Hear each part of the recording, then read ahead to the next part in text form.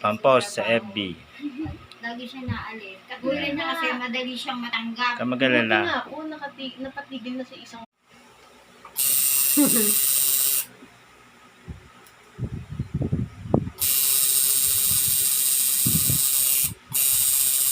Iniiris yan, tinan mo, pag gumaling yan. Nasama yung inisa eh.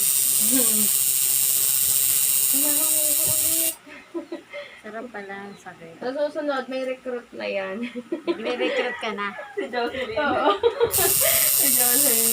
Yung katrabaho mo, Nag-ano siya eh.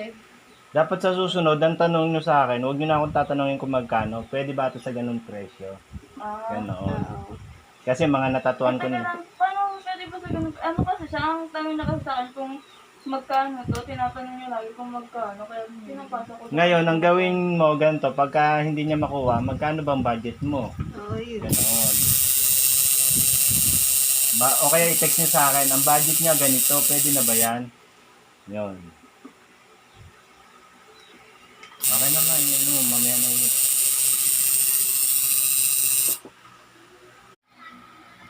Yan.